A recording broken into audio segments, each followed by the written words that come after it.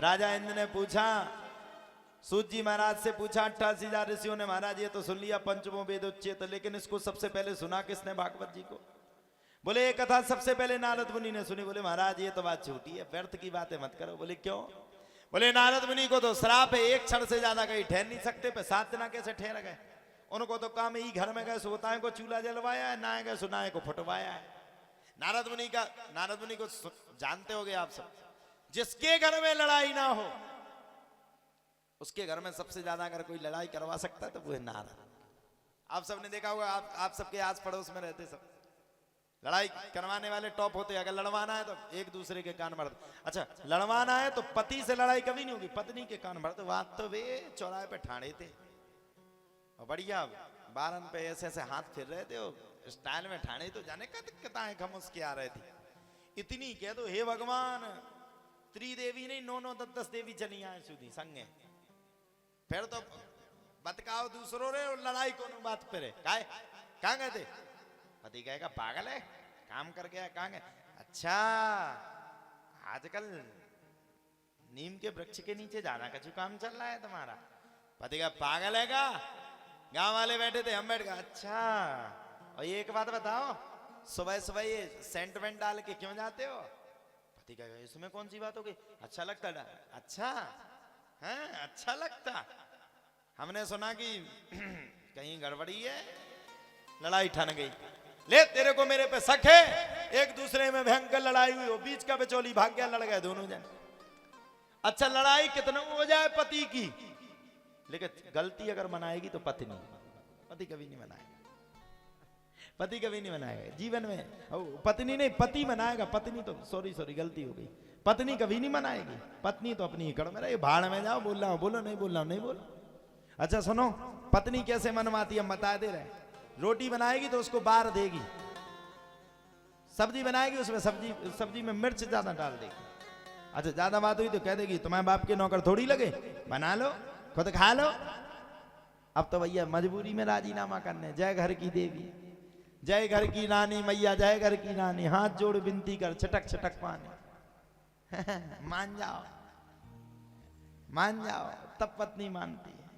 अब पूछा नारद मुनि तो एक क्षण कहीं नहीं ठहरते, कैसे ठहरेगा भागवत में? 7 दिन आने के निकले कैसे? बोले सुनो भैया, एकदा ही विशालायाम चत्वार ऋषियो मलः सत्संगार्थ समायाता तत् सुस्तत् नारदम। एक बार की बात है, बद्री विशाल में चारों ऋषि सनक सनंदन सनातन और सनत कुमार, चारों भाई भागवत की कथा सुनाने के लिए बद्री विशाल में पहुंच गए। सोचा कोई होगा अच्छा सुनने वाला तो सुना देंगे, भागवती की कथा सुनाने सुन लेगा, हम सुना देंगे, श्रवण करेगा हम करवा देंगे। बैठे थे, सामने से नारद मुनि आ रहे थे।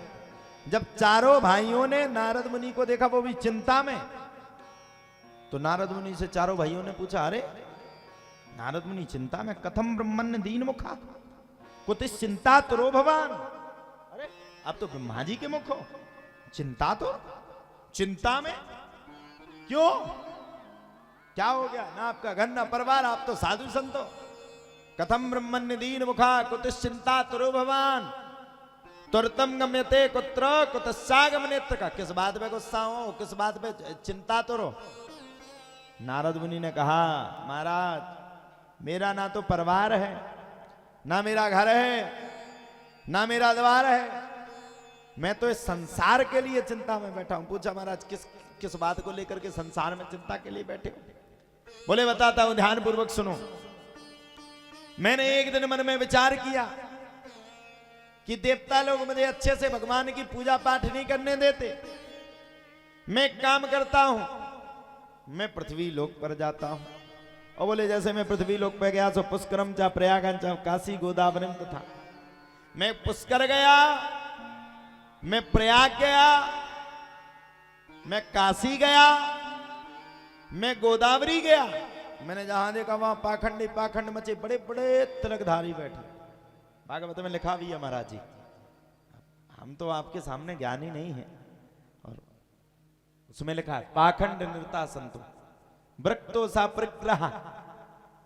पाखंड संत के भेष में भी कई पाखंडी फिर रहे हैं, सनातन को बदनाम करने के लिए कई लोग फिर रहे हैं। नारद मुनि ने जब इतना सब सुना तो इतना सब सुनकर के नारद मुनि बोले मैं वृंदावन पहुंच गया। और बोले जैसे ही मैं वृंदावन पहुंचा, वृंदावन में पहुंच करके मैंने देखा एक स्त्री बैठी है। स्त्री दो वृद्ध पुरुषों को लिटाए बैठी है और दोनों वो वृद्ध पुरुष हैं। नारद मुनि ने देखा भैया ये कौन है। नारद मुनि पहुंचे, फिर बैक होने लगे, भैया स्त्री है पता नहीं क्या कहे। पूछा देवी ये कौन है, बोले ये दोनों हमारे पुत्र हैं। नारद मुनि ने भक्ति के दोनों पुत्रों को जवान करने के लिए पूरा प्रयास कर दिया। 4 वेद 6 शास्त्र 17 पुराणों को सुनाया, फिर भी नारद मुनि के सामने भक्ति के दोनों पुत्र जवान नहीं हुए। जब नारद मुनि के सामने भक्ति के दोनों पुत्र जवान नहीं हुए, नारद मुनि बड़े चिंता में और बोले इसी चिंता को लेकर के मैं महाराज आपके सामने आ गया, अब मेरी चिंता का हरण करो। अब तो भैया सनकादिक ऋषियों ने कहा, बोले नारद जी आपको जो चीज सुनाना चाहिए थी वो आपने नहीं सुनाई। बोले कौन सी चीज।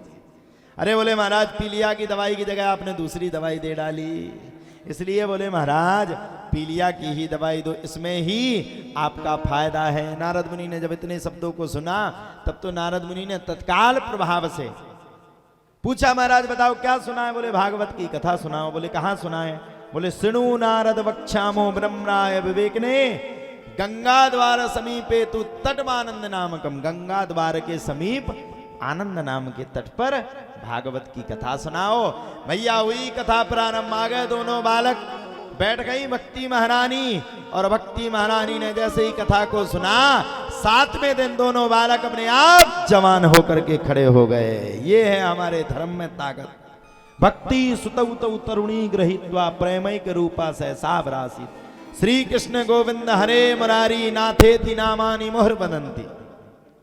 भक्ति महारानी के दोनों पुत्र जवान हो गए और जवान होकर के भक्ति महारानी बड़ी प्रसन्न हो गई और भक्तों के दिलों में राज करने लगी।